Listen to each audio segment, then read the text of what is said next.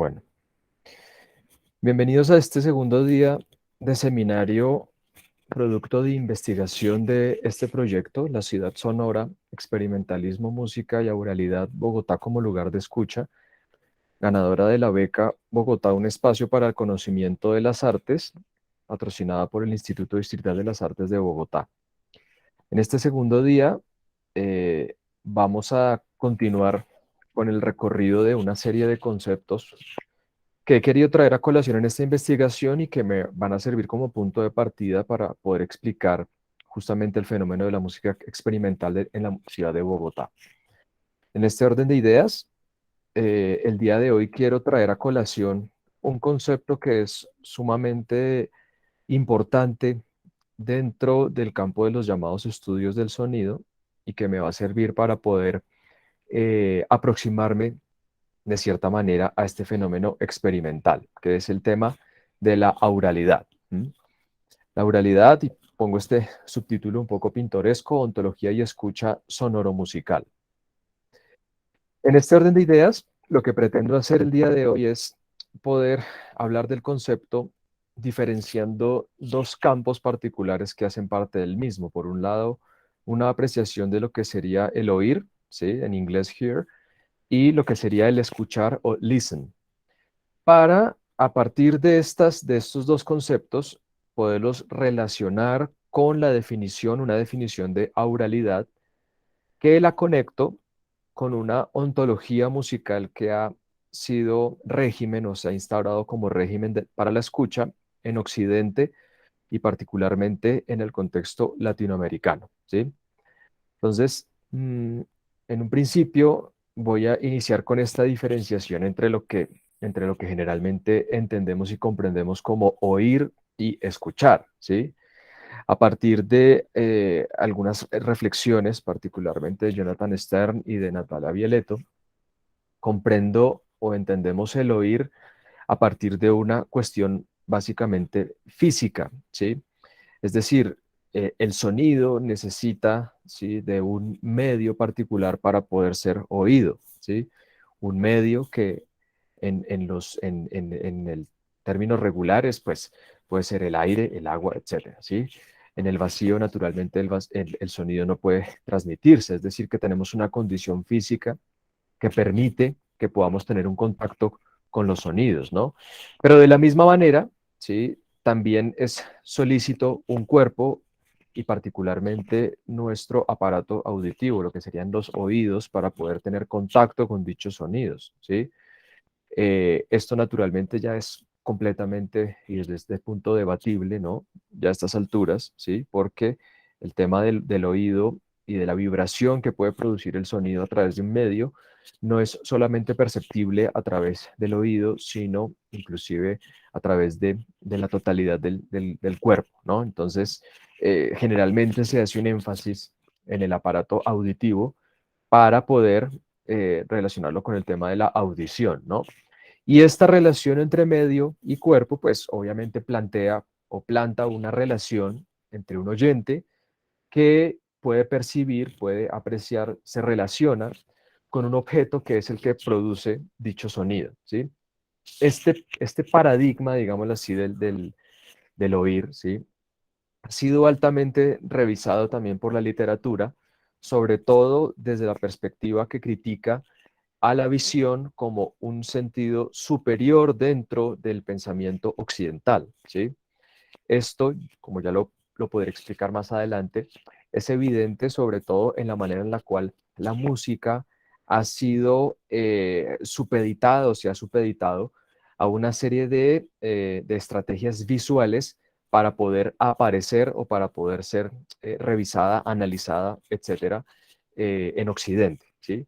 Entonces, el origen de esto básicamente lo podemos rastrear inclusive desde la filosofía griega, particularmente desde Aristóteles, quien señalaba que la visión era el sentido superior, ¿sí? Era un sentido que tenía una superioridad porque era un sentido que era primordial, ¿sí?, para la supervivencia, para las necesidades primarias de la vida, según cito aquí, y que nos permite efectivamente delatar cómo la apariencia de lo visual, superado por lo auditivo, nos permite tener una comprensión del mundo mucho más completa y mucho más racional, ¿sí?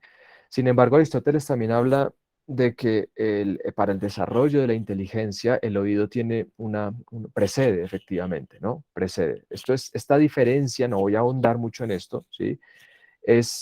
Nos permite justamente eh, ubicarnos desde un punto de vista en el cual varias de las señas de identidad de la modernidad, la razón, el racionalismo, la dicotomía entre sujeto y objeto, la ciencia, inclusive el modelo capitalista, emergieron desde el privilegio de la visión sobre la audición, ¿sí? Stern justamente habla, citando al teólogo Walter Ong, sobre una letanía de la visión sobre la audición que ha devenido en lo que pudiésemos llamar un oculocentrismo en Occidente, ¿sí? Es decir, la ubicación de la visión como un sentido que está por encima de la audición. Y naturalmente, si hablamos de la visión, podemos hablar también de las tecnologías que involucran o implican la visión, como puede ser la escritura particularmente, ¿no? Inclusive la escritura, ya lo veremos más adelante, es el medio y la tecnología a través de la cual se puede transmitir un conocimiento y una inscripción de la escucha casi que por excelencia en Occidente, ¿no? Eso lo vemos de una manera evidente y muy natural en el tema de la partitura, ¿sí?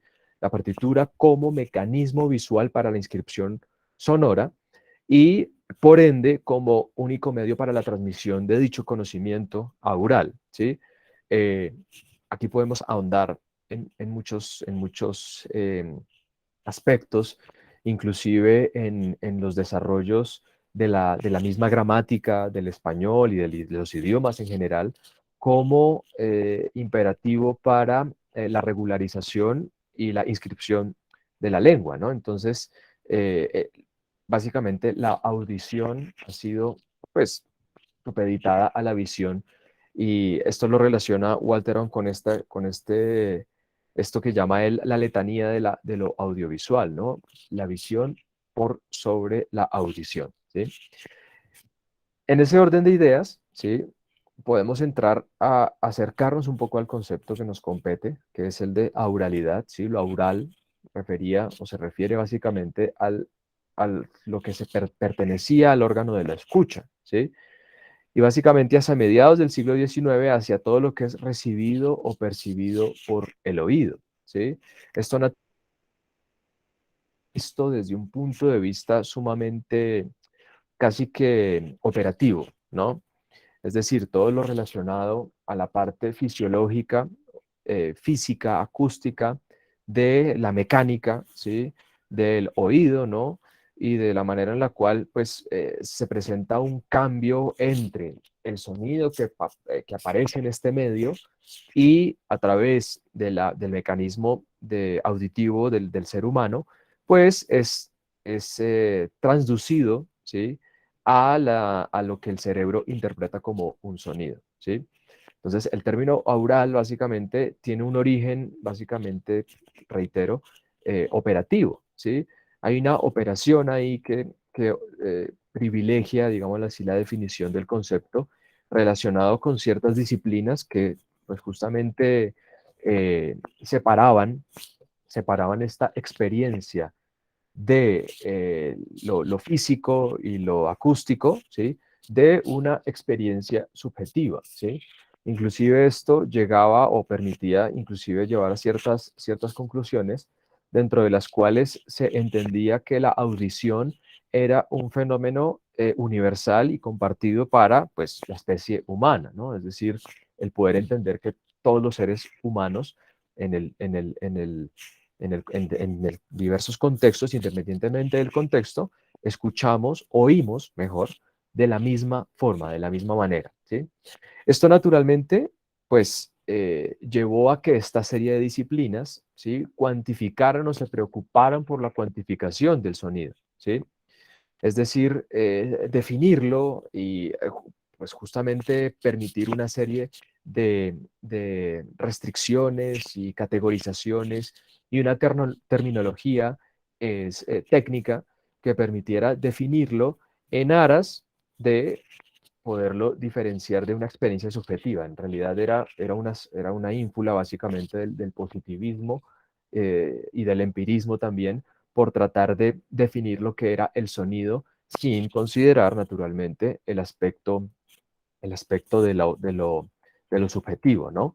Este paradigma, digámoslo así, psicoacústico, haya también pues cabida desde el punto de vista de la audición en un texto que es sumamente importante y que voy básicamente a traer a colación varias veces de el autor alemán Helmholtz, que se llama Sobre las sensaciones del tono, desde una base psicológica para la teoría musical de 1863, ¿sí? Es un texto que es muy importante porque, aparte de concebir o entender el sonido desde el punto de vista científico, lo relaciona, y esto es lo importante, con un paradigma estético dominante en el siglo XIX, que ya lo revisaremos, está aliado con un concepto de música particular, ¿sí? Ya el título nos bota un índice importante, y es que la explicación del sonido, ¿sí? Es decir, la cuestión de su definición, su cuantificación, etcétera, se supedita a un paradigma musical que pasa por una teoría musical particular, ¿no? Concretamente, ¿sí? Helmholtz habla sobre los conceptos de disonancia y consonancia en términos acústicos, en términos científicos, ¿sí? Para poder constatar cómo dichas condiciones hacen parte o son concomitantes del sistema tonal, ¿sí? En últimas, lo que se pretende es justamente dar cuenta de por qué la tonalidad, desde un punto de vista científico, puede ser catalogada, puede ser entendida en términos científicos, reitero, como música, ¿sí? Aquí pudiésemos efectivamente relacionarlo naturalmente con el gran margen teórico musical que aparece y prolifera en el siglo XIX. Estoy hablando desde las ideas de Schenker, desde las ideas de Riemann, y panoramas que le precedieron naturalmente y que ya revisaremos muy someramente, pero que van a marcar un, una manera de oír, pensando en el término que estoy trayendo a colación, una manera de oír particular, una manera de hablar sobre lo musical particular, ¿sí? Entonces, el tema de la audición, ¿sí? Implica ya desde un punto de vista físico una traza y psicológica, una traza que va anticipando o antecediendo o va apoyando un paradigma musical que pretende defender, ¿sí? Entonces, eso con base a esta definición del oír, ¿no? Como un universal que se esperaba encontrar y que podía dar cuenta de lo musical independientemente de su contexto, como un universal, ¿no? Contrapuesto a esta palabra, aparece también la palabra escuchar, ¿sí? Y aquí ya hay una diferencia sustancial, ¿sí? Escuchar, a diferencia del oír, implica, pues, como lo menciono acá, un oír atentamente, ¿sí? Es decir, hay una focalización, ¿sí? Una canalización, ¿sí? Deliberada hacia un sonido, ¿sí? Esta relación con el sonido, ¿sí? Es naturalmente un aspecto que posibilita inclusive la capacidad de comunicación, ¿sí? Aquí ya estamos hablando naturalmente desde una perspectiva, desde la estesis, es decir, la manera en la cual apreciamos el mundo, pero con base en un poco, ¿no? Con una pretensión subjetiva, ¿no? Una posibilidad de extraer o rastrear desde el sonido mismo una comunicación que inclusive pudiésemos relacionarla con el campo de la semiótica, ¿no? Es decir, entender los sonidos como signos que posibilitan la misma comunicación, ¿no? Una diferenciación básica, digámoslo así, es que el oír implica una actitud pasiva, naturalmente, y la escucha involucraría una actitud mucho más activa, ¿sí? Esta diferenciación la hago básicamente porque inclusive dentro del paradigma de la música y del concepto de música del siglo XIX, existen ya algunos fenómenos que empiezan a generar un cambio entre esta manera de aproximarnos a los sonidos desde el oír y desde el escuchar, ¿sí? Ejemplos, por ejemplo, como el de Eric Satie, por ejemplo, ¿sí? Con la música de amueblamiento que llama él, ¿sí? Y que es una música que está pensada, ¿sí? Para ser oída, más no escuchada, por ejemplo, ¿sí? Es decir, es una anticipación al fenómeno de la llamada pipe music, ¿sí? O música de ascensor, ¿sí? Que es música que simplemente se escucha o se oye, en este sentido, de manera pasiva, ¿no? Esta diferenciación entre lo pasivo y la activa, efectivamente, es algo que nos va a permitir, en el campo de la música experimental particularmente, generar una diferenciación entre algunos modos de escucha y de aproximación al mismo fenómeno, ¿sí? Sin embargo, el tema de la escucha es un tema que ya ha sido abordado de una manera un poco más profunda por los llamados estudios del sonido, los llamados sound studies, y que analizan justamente el rol, ¿sí? del contexto social y cultural en la atención auditiva, ¿sí? Lo que los estudios del sonido pretenden delatar es que esta atención, esta escucha o este oír atentamente, ¿sí? Tiene que ver y se relaciona indefectiblemente con un contexto social y un contexto cultural, ¿sí? Esa relación con lo social y con lo cultural, ¿sí? Deviene efectivamente no solamente en unos imaginarios y en una serie de epistemologías, sino también en una serie de técnicas, ¿sí? Que han sido naturalizadas, ¿sí? Como rutina para encontrarnos con el mundo audible, ¿sí? Esto, por ejemplo, es evidente sobre todo en los estudios que Steven Feld realiza sobre la comunidad de los Calula de Nueva Guinea, ¿sí? Y que efectivamente permiten delatar, ¿sí? La manera en la cual los Caluli tienen una relación con su entorno, desde el cual rastrean o permiten identificar y relacionarlo con ciertos significados particulares. Pero los significados que dicha comunidad extrae de su entorno, están supeditados a una serie de técnicas corporales que han sido naturalizadas, ¿sí? Es decir, hay unos aspectos que se relacionan con la manera en la cual los Kaluli escuchan su entorno, ¿sí? Su atención está premeditada por una serie de aspectos sociales y culturales que les permite comprender sonoramente lo que les rodea desde otro punto de vista, ¿no? Aquí, obviamente, el concepto de acustemología, pues es como importante, no lo voy a profundizar acá, pero pues tengo que mencionarlo naturalmente, ¿sí? En últimas, ¿sí? En últimas, la escucha, ¿sí? Involucra desde este enfoque de los estudios del sonido un conjunto de disposiciones corporales sensoriales que, y esto es lo que me interesa delatar, son informados por una cultura, ¿sí? Un contexto social que delimita la escucha, ¿sí? Y que responde o predispone a un hábito particular, ¿no? Este concepto de Bourdieu que es también importante traerlo a colación, ¿no? Nuestra escucha está delimitada por la cultura, ¿sí? Esto es algo que hace evidente o que hacen evidente los estudios del sonido y que difieren de cierta manera de esta perspectiva netamente positivista y universalista que propone justamente la perspectiva desde la perspectiva de las ciencias duras, digámoslo así, la psicoacústica, la fisiología, la misma medicina, etcétera, que pretende aislar la escucha del campo cultural para entenderlo simplemente como un fenómeno fisiológico y que hace parte de la fisionomía y de la anatomía humana y que naturalmente no permite comprender la escucha también como un fenómeno que hace parte de la cultura, ¿sí? Entonces, este punto ya me permite plantear una definición o pensar la auralidad desde un campo mucho más amplio, ¿no? Para entender justamente, siguiendo a Ana María Ochoa y a Natalia Violeto, a la oralidad como un marco epistemológico que condiciona mi enganche, una traducción un poco eh, vaga para la palabra en inglés, que es engagement, ¿sí? Con el mundo audible, ¿sí?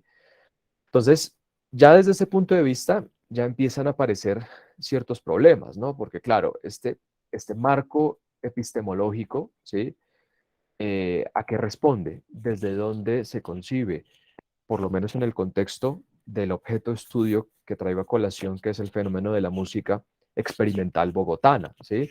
Es decir, cuál es el marco epistemológico desde el cual los actores de la misma escena conciben, piensan y entienden sus propios productos artísticos, pero también desde donde conciben y piensan la música y el sonido, ¿no?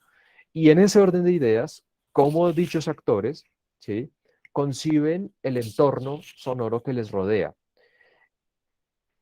Incluso, de qué manera este entorno sonoro que les rodea genera algún tipo de influencia o afecta de una manera directa o indirecta su propia producción artística, ¿no?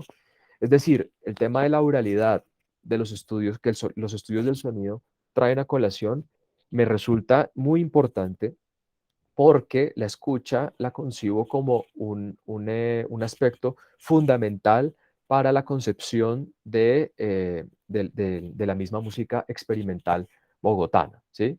Entonces, naturalmente, estamos hablando, ¿sí? De la manera en la cual podemos rastrear estas prácticas de escucha, ¿sí? Hay una práctica de la escucha que ha sido convencionalizada, ¿sí?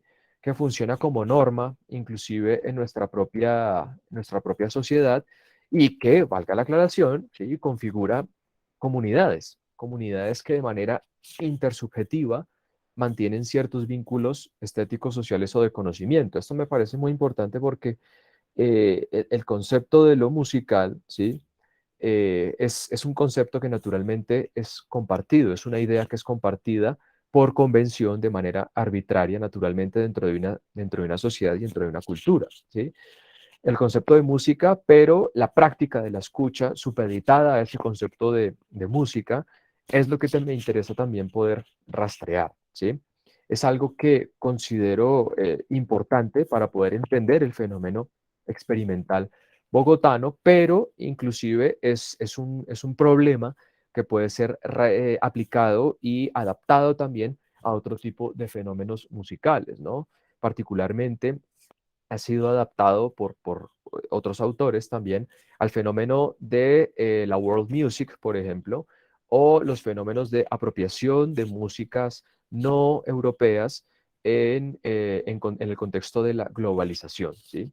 Es decir, cómo desde un paradigma y una oralidad occidental son escuchadas, comprendidas músicas que difieren de las ontologías que han sido convencionales dentro de nuestra cultura, ¿no? Entonces, también me interesa este concepto de intersubjetividad, básicamente porque hay una convención que funciona de manera intersubjetiva dentro de esta comunidad experimental, ¿sí? Hay una comunicación, efectivamente, que permite consolidar a la comunidad alrededor de, reitero, de ciertos vínculos estéticos ligados al tema de la música experimental, sociales y de un conocimiento particular sobre lo musical, ¿sí? Este orden de ideas, pues ahí existen un montón de aproximaciones, ¿sí? Respecto a la escucha que han surgido sobre todo en aras del pensamiento posmoderno, ¿no? Es decir, esta diferenciación entre nuevas maneras de escuchar que se oponen a la escucha contemplativa y analítica que el siglo XIX y la modernidad han legado, ¿sí? De hecho, este tipo de escuchas que traigo a colación aquí son escuchas que son contrapuestas de cierta manera a esta escucha, reitero, contemplativa y analítica que el siglo XIX y la modernidad europea han legado al resto del mundo, ¿no? y que naturalmente en nuestra condición colonial pues nos ha devenido en norma, ¿sí? Entonces, hay un problema básicamente con este tipo de taxonomías y es que se pueden volver abrumadoras, ¿sí? Y no es mi propósito rastrear cuáles de esas escuchas son utilizadas o se adaptan al fenómeno experimental bogotano, sino simplemente las traigo a colación para poder poner de manifiesto que se ha discutido y se ha hablado efectivamente sobre la escucha en el contexto de los estudios del sonido, ¿sí? En este sentido, ¿sí? Un poco como para resumir, ¿sí? Este fenómeno de la escucha, ¿sí? Relaciono la escucha con un conocimiento previo, ¿sí? Un conocimiento previo que hace parte de la memoria, de la imaginación, del estado de ánimo, de la relación con el entorno que un sujeto posee para poder escuchar, ¿no? Aquí traigo también un concepto de la affordance, es decir, la disposición que el entorno puede proveer al sujeto para poder entregar una información particular, ¿sí? Entonces, en ese orden de ideas, el concepto de affordance puede ser útil de cierta manera, tangencial, lo trato de manera tangencial, para poder detectar cómo la escucha también depende de un contexto particular, ¿sí? Es decir, hay un conocimiento previo que hace parte del sujeto, pero también hay un contexto que permite disponer al mismo sujeto a una escucha específica, ¿no? Ya revisaré este concepto de una manera un poco más a fondo cuando hable sobre el tema del paisaje sonoro, ¿sí? Entonces, en este sentido, me interesa particularmente relacionar el tema de la escucha con un concepto que también trae Natalia Violeto, que es el de régimen aural, ¿sí? Señala Natalia la siguiente definición. El régimen aural son las sujeciones históricas y culturales que predisponen qué y cómo percibimos y significamos. Moldea nuestra práctica de escucha, proscribe y prescribe, clasifica, prueba, desaprueba lo que se hace mientras se escucha, ¿sí? En últimas, es todo aquello que idealiza la escucha y delimita cómo debería practicarse, ¿sí? La escucha, en este orden de ideas y siguiendo esta idea, nuestra escucha se sujeta a un concepto, ¿sí? Y es lo que yo quiero proponer aquí en este seminario, ¿sí? Esta es una reflexión que, valga la aclaración, me interesa que pueda ser debatida, que pueda ser confrontada también por ustedes como participantes de este seminario y que quiero traer a colación para poderla poner también un poco a prueba, ¿no? Lo que yo propongo o lo que he rastreado con base en la investigación que he hecho es que en Occidente esta sujeción histórica, este concepto que ha predispuesto cómo escuchamos, percibimos, significamos lo que escuchamos, ¿sí? Es un concepto que se ha consolidado en el siglo XIX y que nos ha permitido idealizar una manera de escucha normativa, ¿sí? Y que nos ha delimitado, parafraseando lo que menciona Vialeto, nos ha permitido practicar tener una práctica de escucha regularizada, ¿sí? El concepto que traigo a colación es el concepto de música absoluta, ¿sí?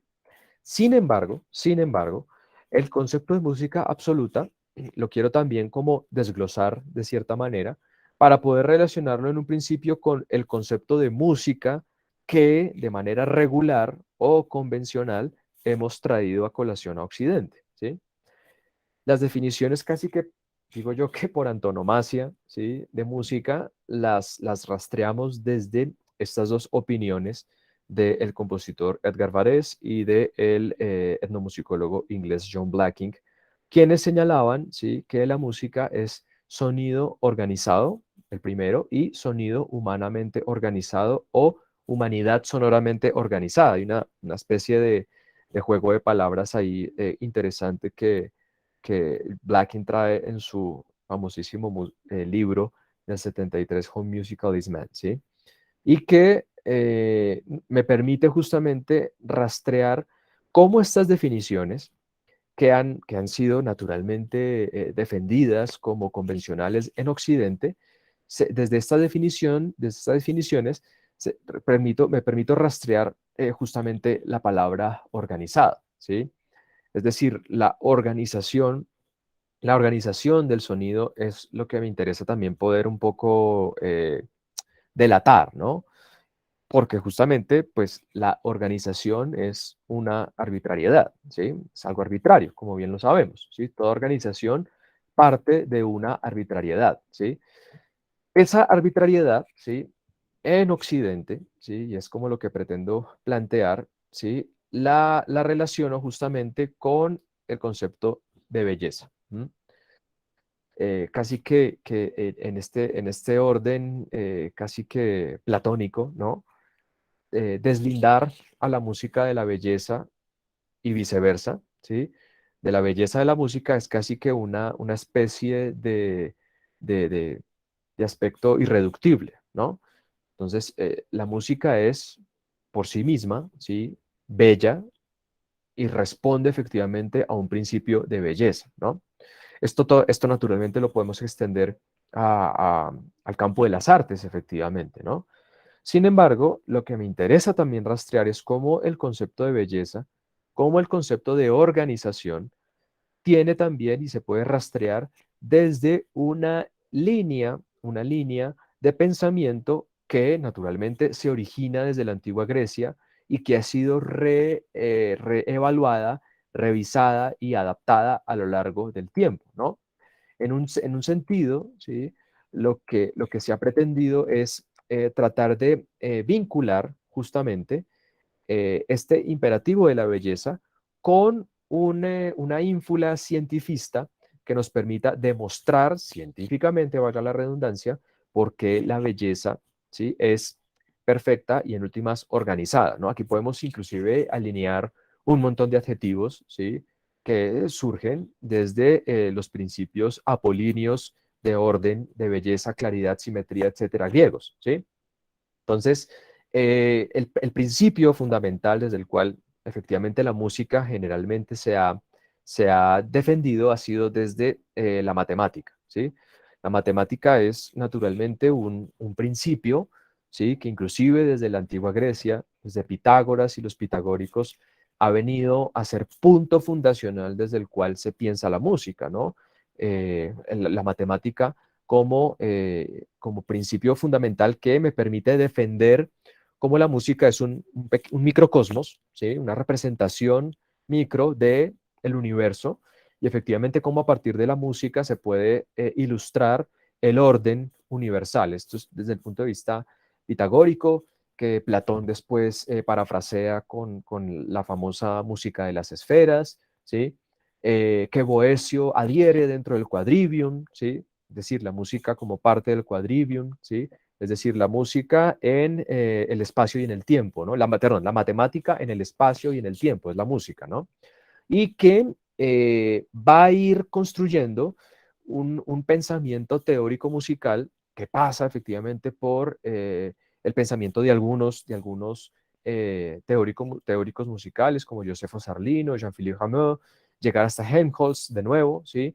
Y pasar a extenderse, si lo quisiésemos así naturalmente, hasta la obra de Schenker, de Riemann, de Schoenberg, de Pierre Boulez, etcétera, y los excesos hiperracionalistas que el dodecafonismo y el serialismo integral llegaron a pensar, ¿no? Efectivamente, el dodecafonismo y el serialismo parten o tienen como principio el número, ¿no? Hay un principio matemático que de alguna manera regula o permite pensar el tema de lo musical, ¿no? Eh, voy a leer un poco lo que está mencionando Dana Urgova, los mayas y su concepto del tiempo que está basado en la octava, en la música. Ok, bueno, no conozco muy bien sobre el paradigma de la música y de la relación entre la matemática y la música en la cultura maya, pero seguramente podemos ahí también intuir un principio también que regula la cuestión de la música. Sería también interesante poder conocer si sabes algo al respecto, Dana, sobre ese tema, me interesaría particularmente. El tema en Occidente, ¿sí? volviendo un poco a la cuestión, es que en últimas lo que se pretendía era, pues, poder regular, rastrear qué tipo de leyes, ¿sí?, gobernaban la clasificación de las alturas, ¿no? En la obra de Helmholtz, que citaba anteriormente, es como, la cereza del ponqué, como decimos por ahí, de una línea de pensamiento que estoy rastreando desde la antigua Grecia, ¿no? De cómo la acústica, de cómo la matemática nos permite defender efectivamente una diferenciación entre lo consonante y lo disonante, ¿no? Eh, Uno puede encontrar inclusive en YouTube, está plagado de videos, por ejemplo, sobre cómo se define lo musical. Generalmente, cada definición de lo musical parte desde un principio matemático, científico, ¿sí?, demostrable, verificable, ¿no? Esto efectivamente lleva o condujo de una manera también un poco indirecta hacia el pensamiento del formalismo que autores como Etta Hoffmann y Edward Hanslick propiciaron en el siglo XIX ya desde un punto de vista estético. Es decir, la matemática como una ciencia abstracta, ¿sí?, entendida como una ciencia sumamente abstracta, permitía efectivamente conectar a la música con este campo de abstracción naturalmente, ¿no? Este campo de abstracción que, valga la aclaración, también tiene se regula, o sea, es algo que se puede regular, ¿sí? Y se regula a partir de signos y artefactos particulares, ¿sí? Un artefacto particular, por ejemplo, es la partitura, ¿sí? La partitura, y vuelvo de nuevo a la letanía de lo audiovisual, ¿no? Cómo lo visual aparece como medio de verificación y de demostración y de observabilidad, no sé si esa palabra exista, de lo sonoro, ¿sí? Es decir, la partitura, yo la entiendo también, siguiendo Ochoa 2014, como una tecnología de la inscripción, ¿sí? Más adelante voy a cambiar la palabra tecnología por antropotecnología, ¿sí? Es decir, un mecanismo a través del cual se inscriben sonidos, ¿sí?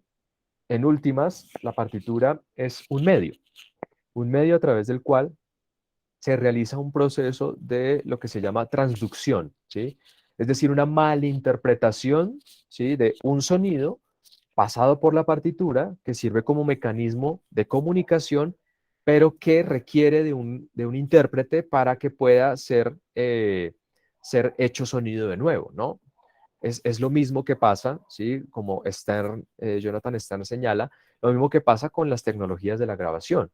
Las tecnologías de la grabación, señala él, son mecanismos, ¿sí?, de transducción que generan una malinterpretación del sonido de cierta manera, ¿no? Entonces, la partitura es un mecanismo sumamente importante, pero que se vuelve en punto referencial, ¿sí? Régimen, vuelvo al tema, régimen para la escucha en Occidente y en Latinoamérica, naturalmente por rebote, digo yo, ¿no? La teoría musical, naturalmente, también adquiere una dimensión de servir como este aparato a nivel del lenguaje para traducir la abstracción de la música, ¿no?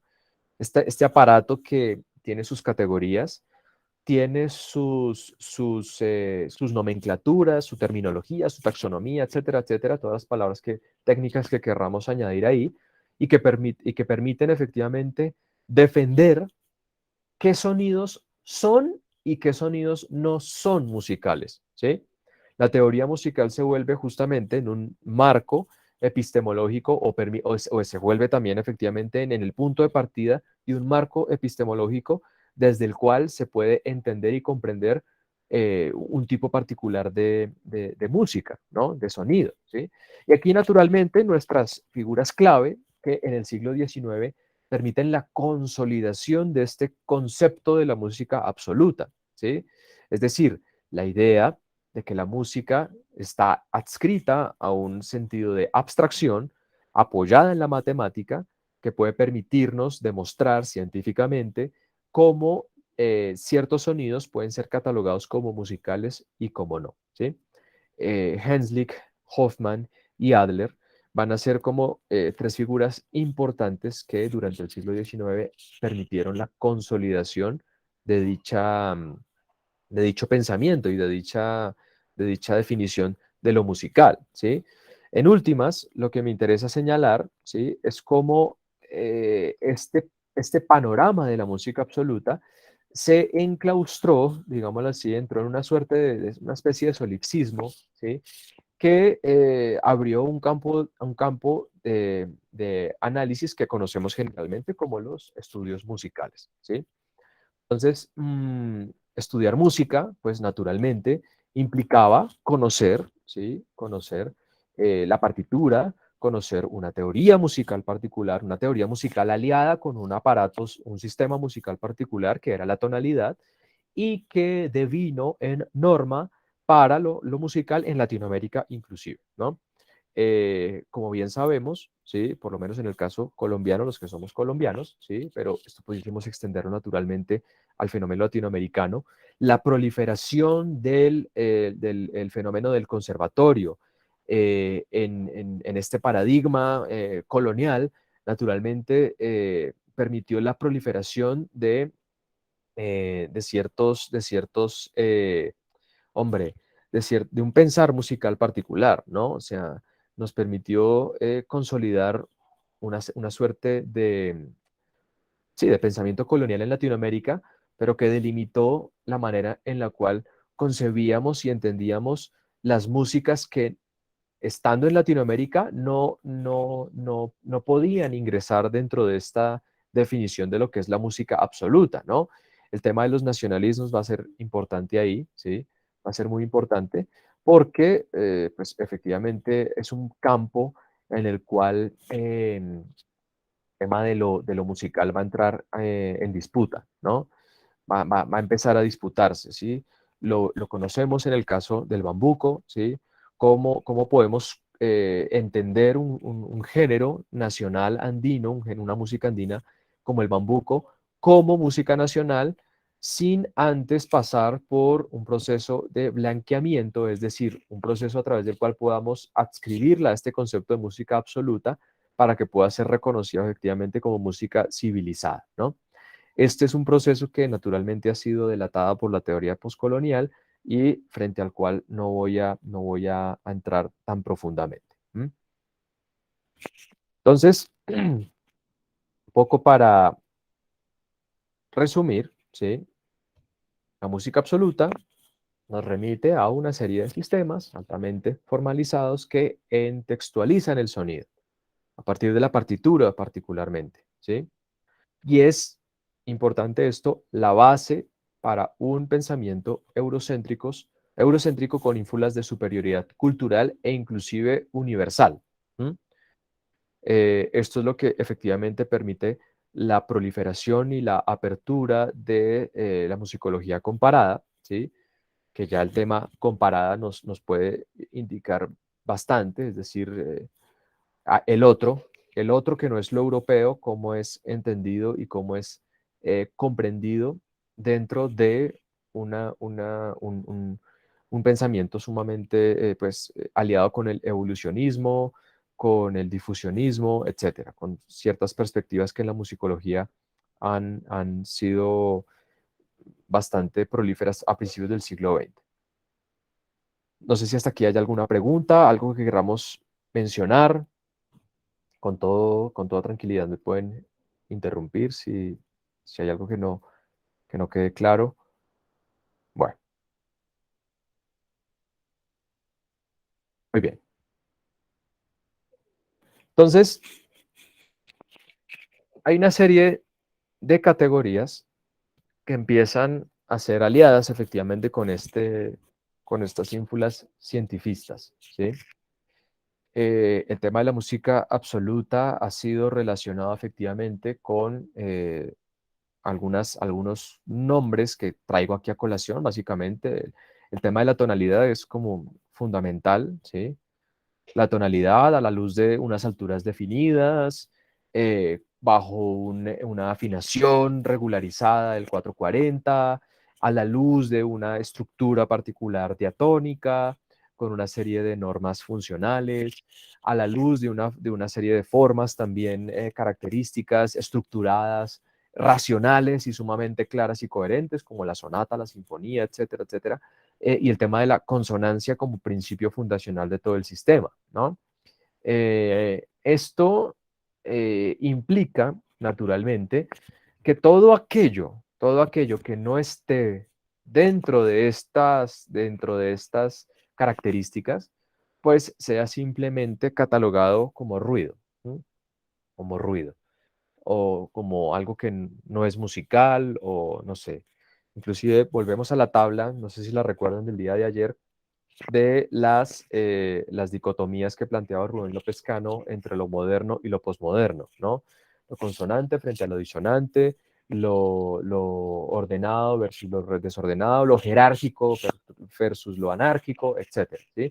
Una serie de posibilidades que inclusive podemos alinear también acá, ¿sí?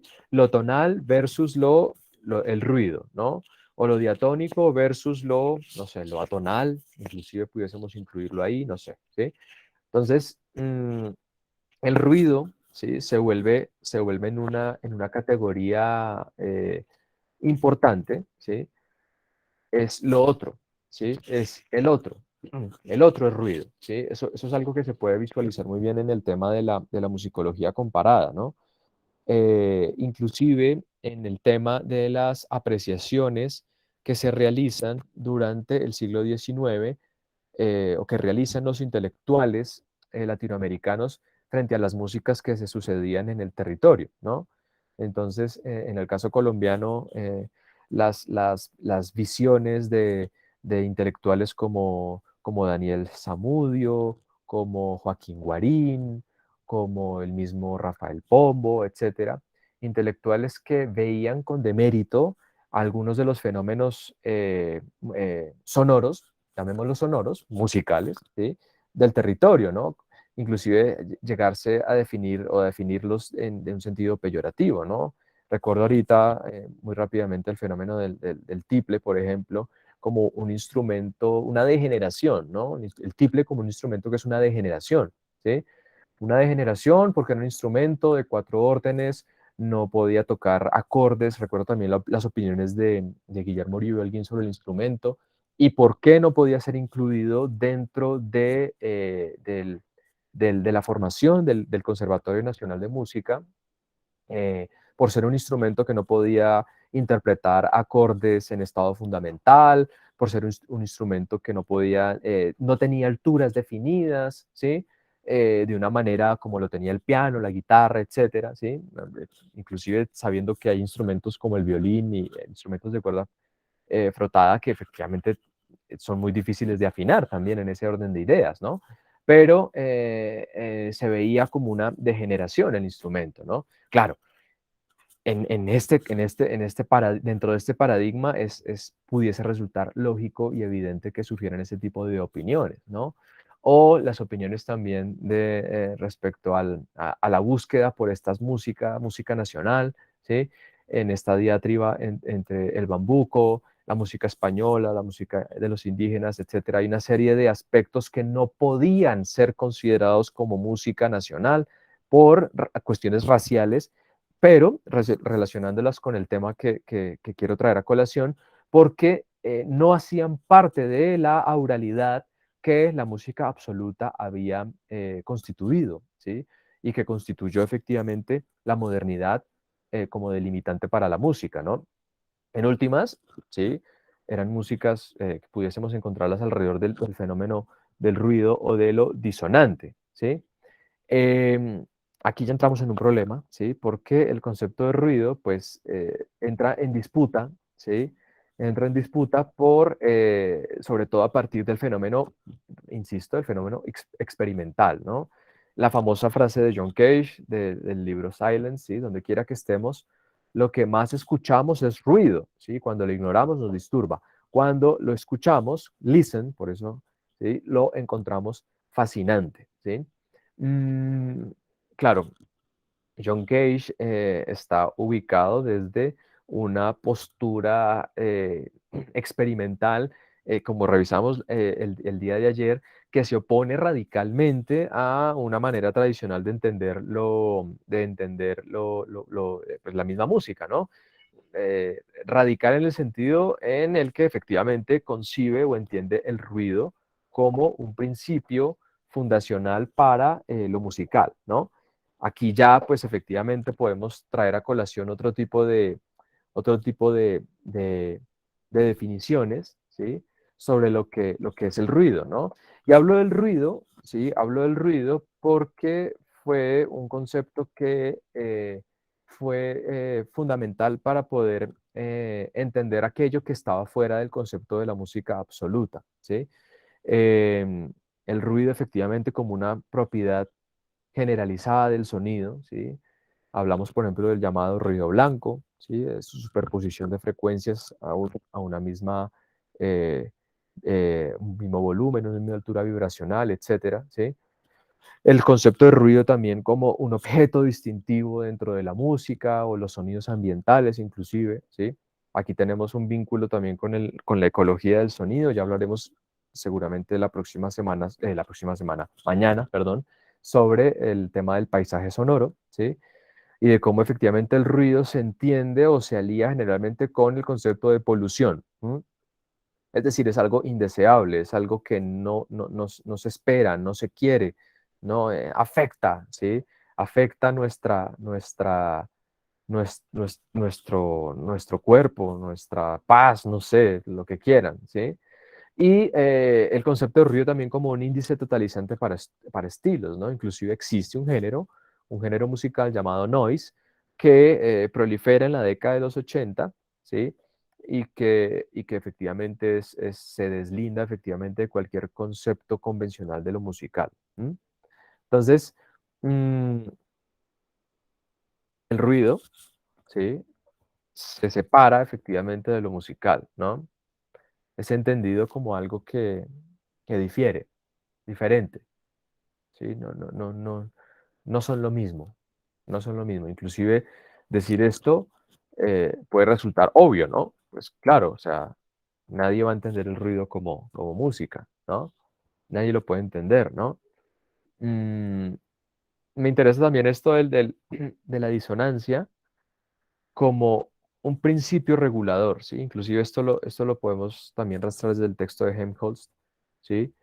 La superposición de frecuencias eh, que generan disonancia, ¿no? Eso es una aproximación al ruido de una manera eh, pues, matemática y física, ¿no? La disonancia como principio para regular el ruido. El ruido es una disonancia, ¿sí? Es algo que no se desea, ¿sí? Sin embargo, pues, aparecen también efectivamente las apreciaciones del ruido como lo musical, particularmente desde ese texto de Luigi Russolo del 1913, El arte de los ruidos, ¿sí? Que es un texto que abre cabida efectivamente al pensar y comprender lo musical fuera de las 12 notas, ¿sí? De las 12 notas que la tonalidad nos ha legado, ¿no? Por eso volviendo un poco al día de ayer, cuando hablaba de la primera obra dodecafónica en Colombia, ¿sí? No la entendía justamente como una obra experimental, ¿sí? Porque en realidad ahí simplemente hay un pensamiento pantonal, ¿sí? Esa pieza que aparece hasta 1954, ¿sí? Por el autor Roberto Pineda Duque, llamada Serenata, ¿sí? No la entiendo yo como un fenómeno experimental, porque el dodecafonismo en realidad no es ruido, ¿sí?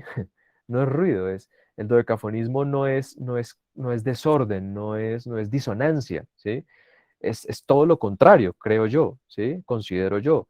Dodecafonismo es lo más organizado que puede existir. Lo mismo el serialismo. Está muy bien organizado todo, ¿sí? La serie, la matriz, la manera en la cual se disponen las notas, está todo muy bien premeditado, ¿sí? No hay un ruido como tal, ¿sí?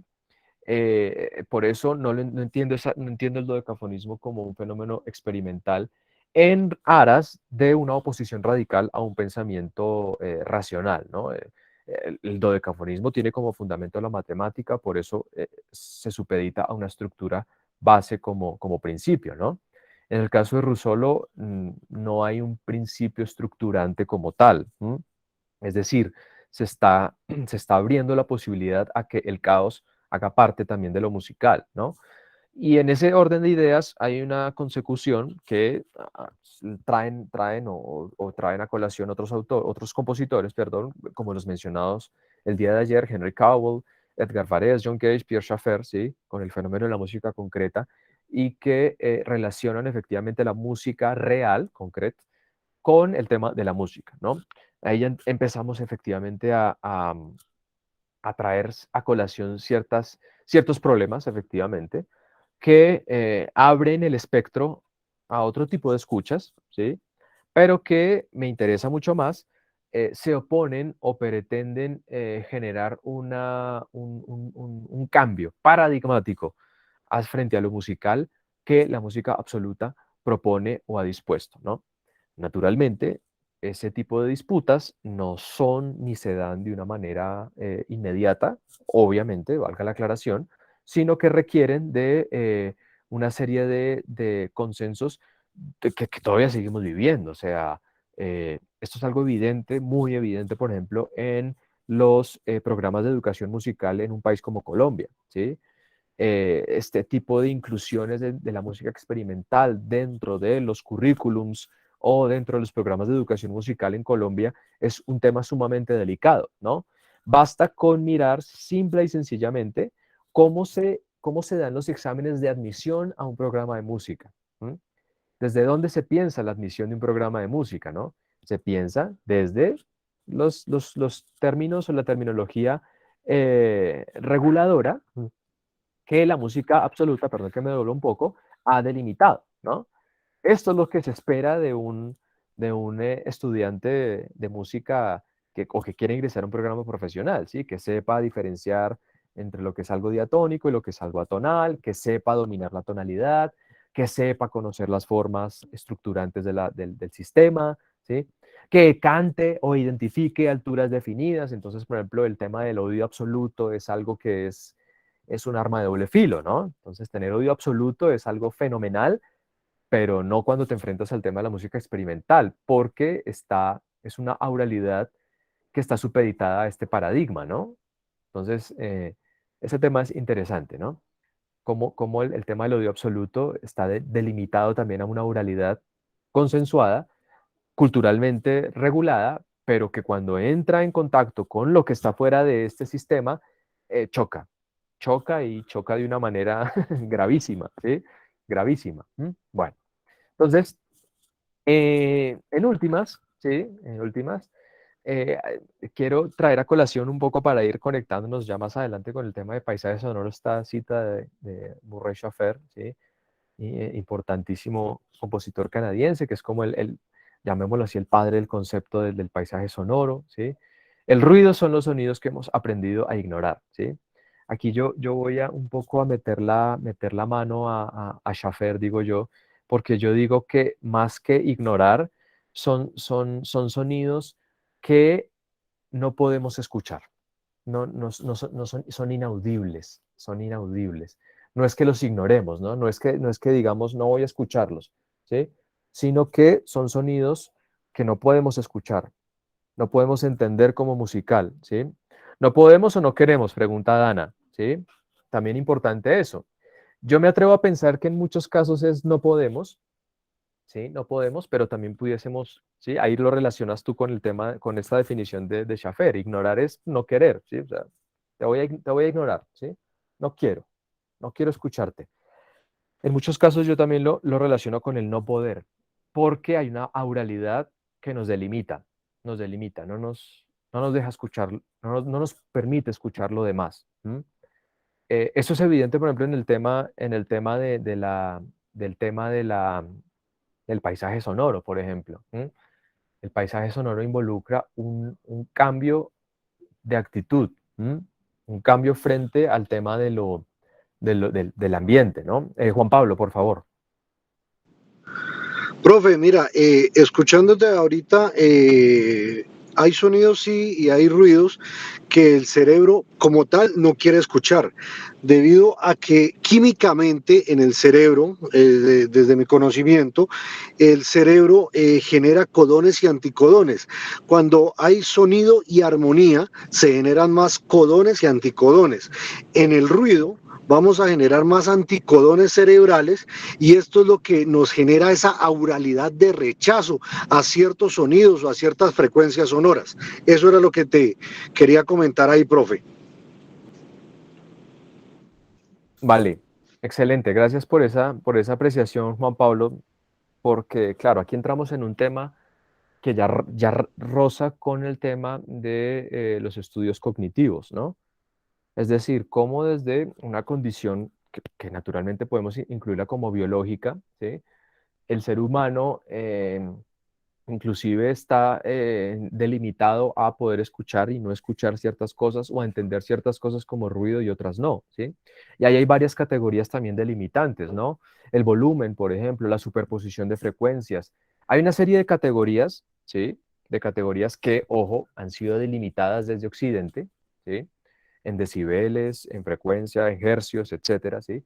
Y que nos permiten ilustrar o delimitar qué cosas son ruido y qué cosas no son ruido y qué cosas están ahí como en el medio, ¿no? O sea, hay como una especie de punto periférico en el cual hay algo que puede ser ruido o no, ¿no? Es importante, por ejemplo, el texto ay, se me olvidó el nombre de esta mujer, el que sepa me ayuda, de violencia sonora, de Kuzik, de apellido Kuzik, se me olvidó el nombre de ella. De violencia con lo sonoro, ¿no? Y cómo efectivamente el sonido puede utilizarse para poder amedrentar y eh, violentar el ser humano, ¿no?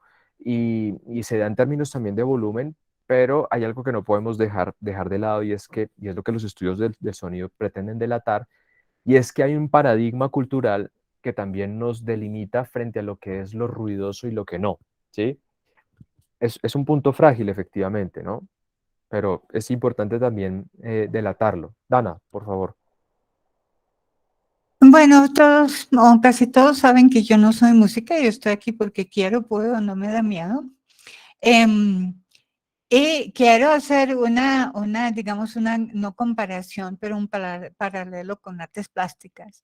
El oír y escuchar como el ver y observar. Sí, es lo mismo que nosotros tratamos en relación con lo mismo, sí, con la profundidad, con la intención, etcétera. De un lado, que eso es interesante, importante, y creo que es fundamental también hoy en día para todos esos proyectos trans y multidisciplinarios que permiten escuchar y ver y oír, etcétera, de diferentes maneras, esa percepción.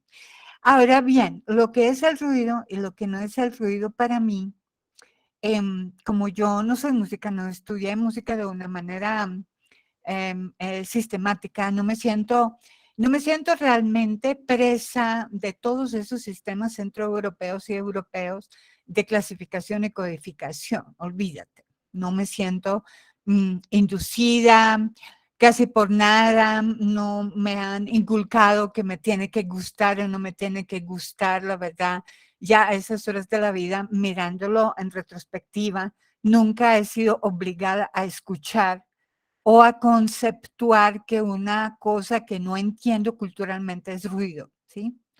Eso quiero dejarlo como flotando en el aire.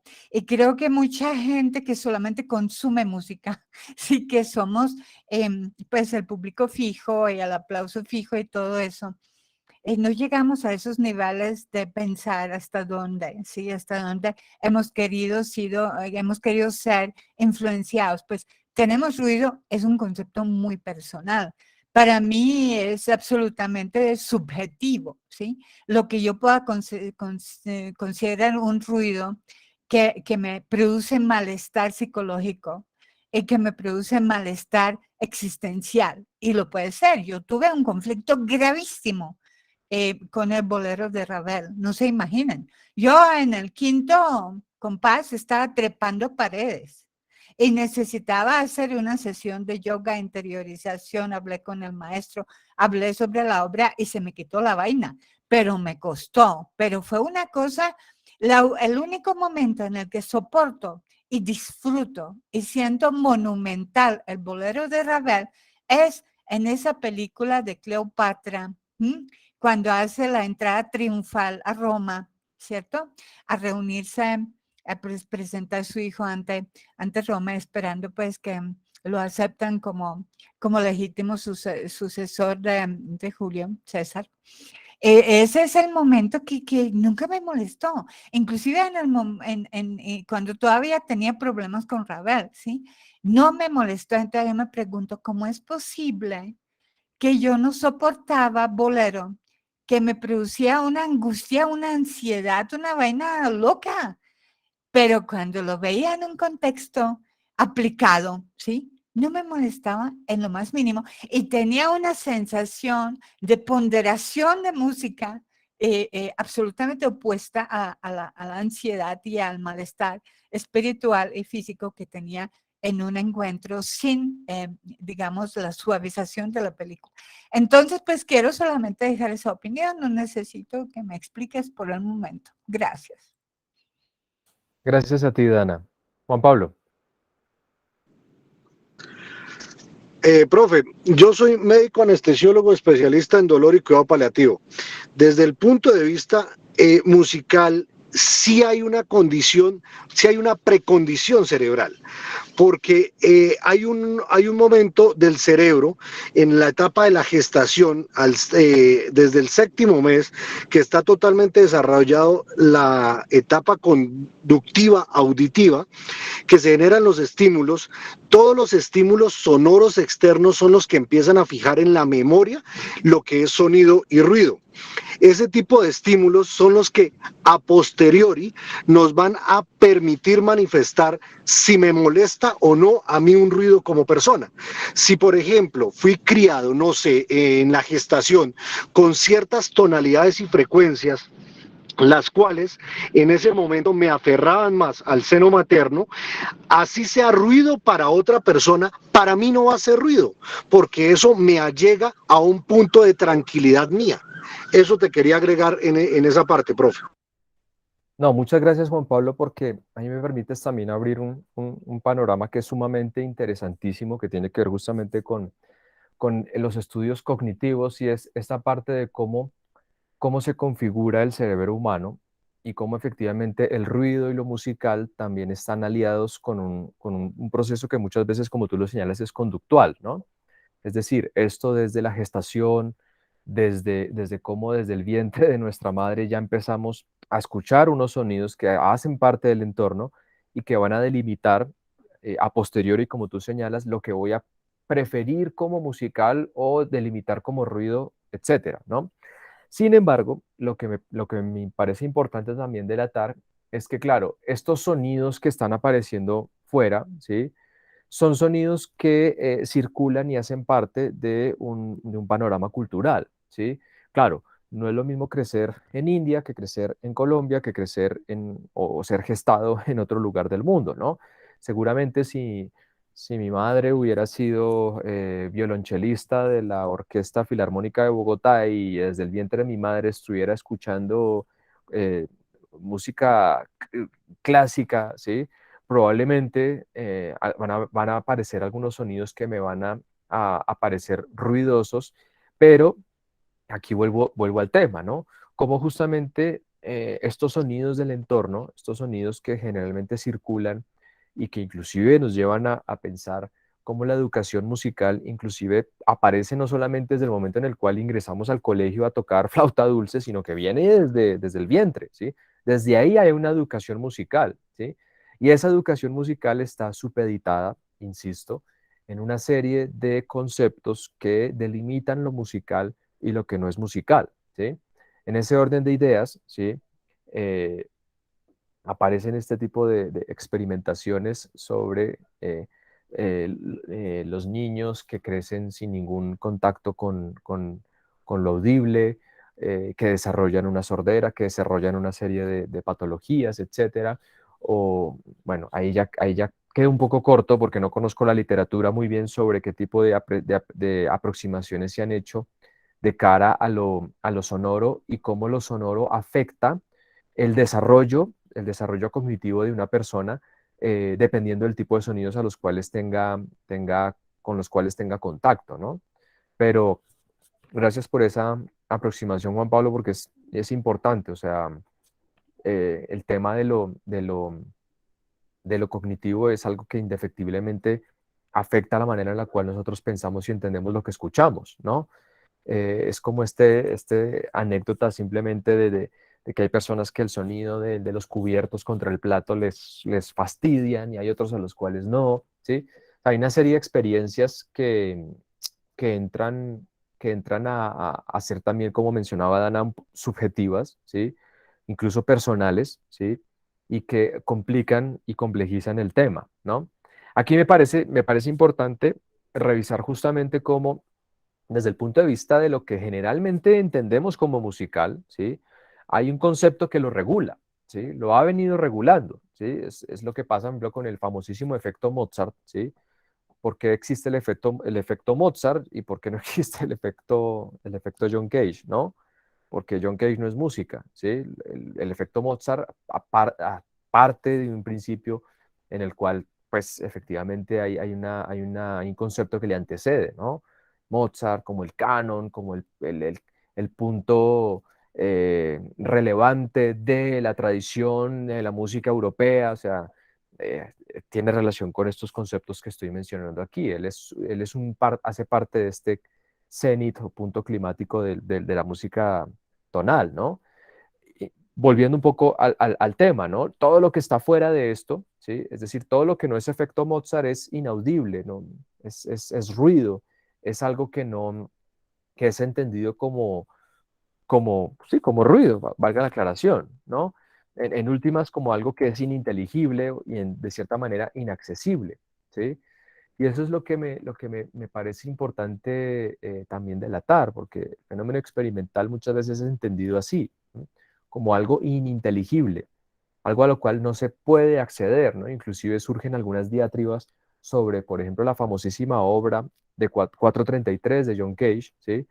Es una obra de arte, ¿qué es 433 en realidad? Es un performance, es un arte conceptual, ¿sí? Tiene una partitura, ¿sí? 433 tiene una partitura, ¿sí? Tiene unas instrucciones, etcétera, pero en últimas, de cara a este concepto de la música absoluta es algo ininteligible, ¿sí? O sea, prueba de ello es que nadie interpretaría una versión de 433 no sé, como una audición para presentarse a una orquesta sinfónica o filarmónica. No, porque es algo que no hace parte de ese mecanismo aural, ¿sí? En últimas, ¿sí? Me parece interesante también relacionarlo con este concepto de lo abyecto, ¿sí? Es decir, todo esto que es excluido, que es ilegible, inaudible, ¿sí? Eh, pero que permite también constituir, hombre, el concepto de abyección es también utilizado mucho en la teoría decolonial para poder explicar cómo Occidente se ha definido como contraposición a lo otro, ¿sí? El otro aparece para poder servirme para definir lo que yo soy, ¿sí? Entonces, en ese orden de ideas, el concepto de música, ¿sí? Ha sido posible siempre que exista también el ruido, ¿sí? Es decir, de una manera también un poco dialéctica, ¿no? O sea, todo lo que no es música, ¿sí? Todo lo que no es ruido es música y viceversa, ¿no? Entonces, la abyección, ¿sí? Que es un concepto que hace parte también de los estudios de subalternidad, me sirve, ¿sí? O lo utilizo, ¿sí? Para poder relacionarlo con el fenómeno experimental, ¿sí? Como un fenómeno que es cuestionado, ¿sí? Que muchas veces se entiende sin un contenido, por ejemplo, como sucede muchas veces con las observaciones de 433, ¿sí? Desde el punto de vista de la música absoluta, de 433 no es nada, no es una obra, es un error simplemente, ¿sí? Es algo inaudible, ¿sí? Es silencio, pero en realidad no es silencio como bien lo muestra la obra, ¿sí? Es decir, el fenómeno experimental es algo que excede, no es posible definirlo, y por eso las definiciones que traía a colación ayer, ¿sí? Y la tautología a la cual llegaba, ¿no? La música experimental es aquello que los músicos experimentales hacen, ¿sí? Es una tautología efectivamente, pero que en aras de este paradigma aural es imposible de definir, porque no existen categorías concretas frente a las cuales podamos entender lo experimental, ¿no? Claro, están las categorías de ruido, de disonancia, de caos, de desorden, ¿sí? Pero son categorías que funcionan como oposición binaria a las reguladoras dentro del concepto de la música absoluta, ¿no? Por eso el texto de Alonso Minuti y Madrid, de Alejandro Madrid, definen la música experimental como un concepto que está en construcción, que hasta ahora está apareciendo, ¿sí? Y que desde el punto de vista de los estudios del sonido abren posibilidades, abren la posibilidad para entender la escucha desde otros puntos de vista que escapen a la escucha contemplativa y analítica de la música absoluta, ¿sí? Entonces, hay una, digámoslo así, que la música absoluta involucra, ¿sí? O lleva a una serie de purificaciones que son relevantes, ¿sí? Que delata las desafinaciones, la monotonía, la falta de claridad, las impurezas, etcétera, que presentan este tipo de músicas experimentales, ¿no? Pero como bien lo mencionabas tú, Dana, puede aparecer también para ser aplicado a otro tipo de fenómenos, ¿no? Entonces, seguramente, me atrevo a especular, el bolero de Ravel para ti era algo simplemente monótono. Se me ocurre a mí pensarlo, ¿sí? Esto es una especulación, naturalmente, ¿no? Porque claro, no hay un discurso efectivamente que pueda estar relacionado con la convención, ¿sí? Habría que preguntar en ese orden de ideas, Dana, qué música o qué concepto de música funciona como contrapuesto al bolero, ¿sí? O sea, algo que te haya ocasionado lo contrario al bolero, sería como lo que se me ocurriría preguntar ahí, ¿no? Dime. No, nada, nada. Es decir, todo menos lo que tú indicas. Para mí, lo opuesto sería una música que es 3x4, pum, pum, pum, pum, pum, y que no tiene pum, pum, nada.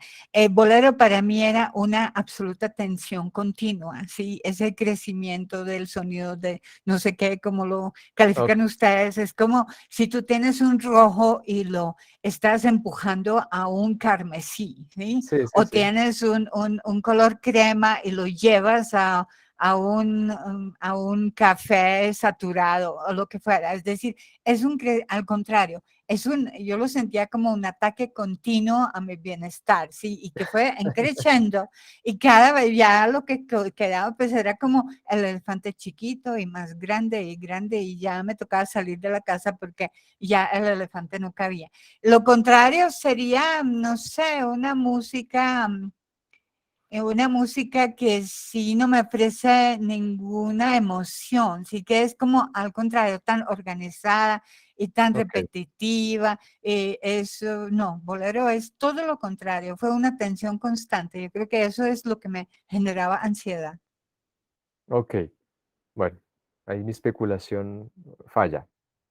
Pero me interesa también es, bueno, un poco delatar ese tipo de dinámicas, ¿no? De cómo tú te enfrentas a los sonidos y claro, entiendo esta analogía entre el carmesí, el cambio hacia el color y como que no hay un lugar de reposo, no se observa una llegada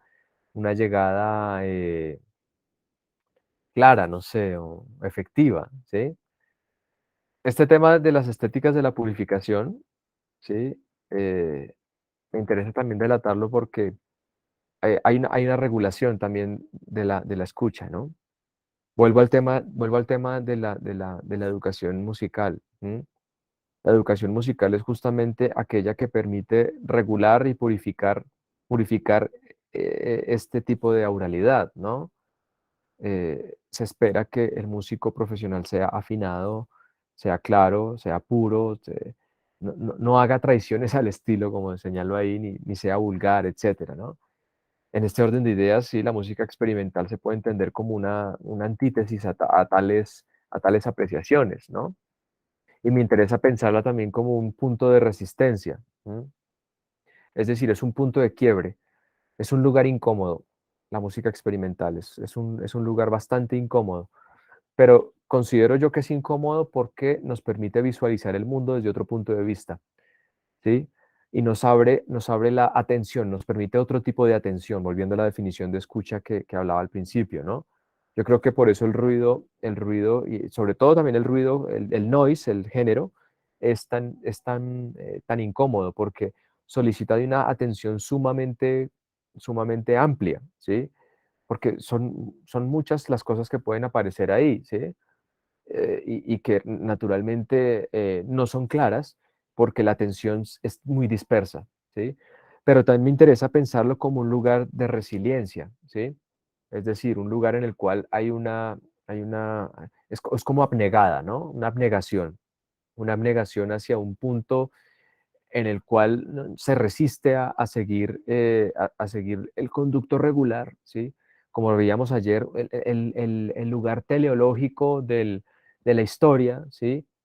Para plantar, insisto, nuevas maneras de escucha. Y en ese orden de ideas también lo pienso, lo entiendo como un lugar de desobediencia epistémica. ¿M? El ruido como música o el ruido como posibilidad y el ruido como una realidad, efectivamente. Hace parte de la realidad del ruido, ¿sí? La música experimental, creo yo, nos permite enfrentarnos a él de una manera que en muchos casos puede ser sana y en otros no, pero que considero yo puede ser fundamental para ampliar nuestra comprensión del mundo. Eso es como una de las cosas que me interesa sobre todo al revisar el tema de la música experimental. ¿M? Ya revisaremos cuando amplíe esto relacionado con el tema de paisaje sonoro y pueda ahí sí ir vinculando mucho más directamente el tema de Bogotá, como efectivamente una ciudad como Bogotá, con su paisaje sonoro, que es un paisaje sonoro bastante particular, nos delimita como sujetos que habitamos este espacio, ¿sí? O este lugar, y cómo nos comprendemos dentro de este espacio, cómo nos entendemos dentro de este espacio desde lo sonoro, ¿sí? Muchas veces nos choca, ¿sí? Es chocante, ¿sí? Aquí yo cuento un poco mi propia experiencia, ¿no? Hay lugares de Bogotá que son, son sumamente ruidosos, ¿sí? Son, sí, volviendo a tu experiencia, Dana, son insoportables, pudiésemos decirlo, ¿no? Volviendo también a lo que tú mencionas, Juan Pablo, hay una condición también que tenemos, que yo tengo, ¿sí? Como sujeto, como ser humano, ¿sí? Que indefectiblemente no me permite, vuelvo a la definición, no me permite oír como musical lo que me rodea o como sano, no puedo, ¿sí?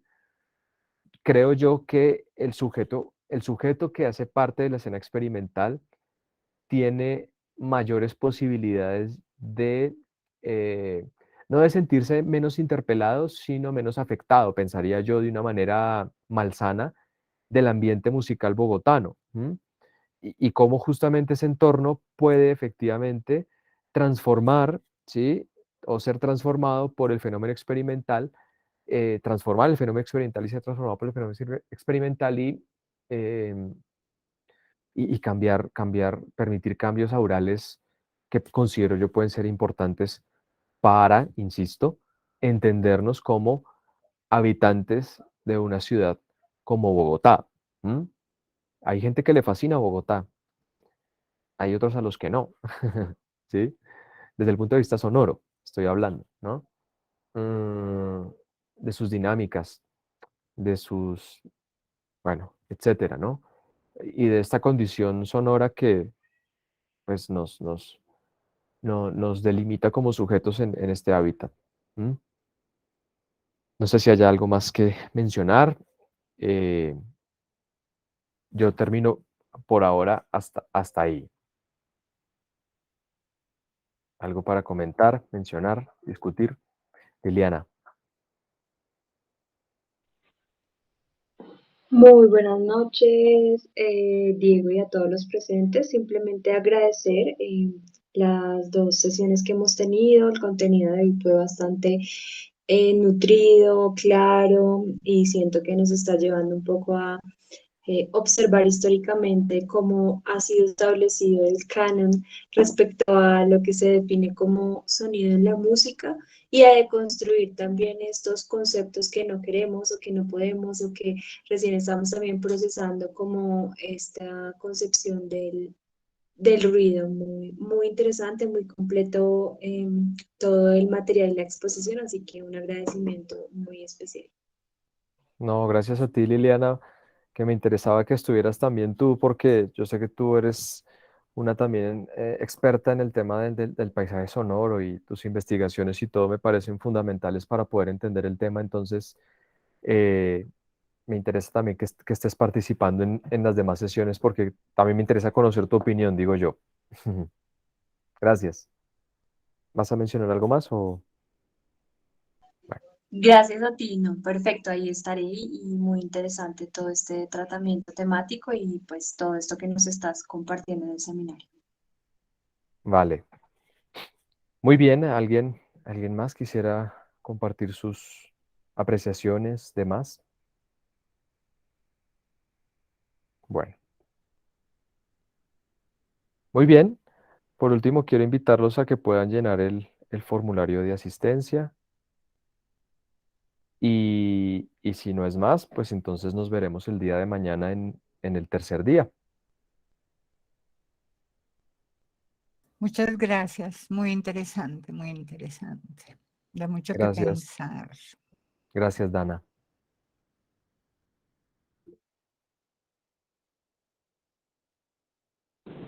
Muy bien. Muchas gracias, profe. Profe.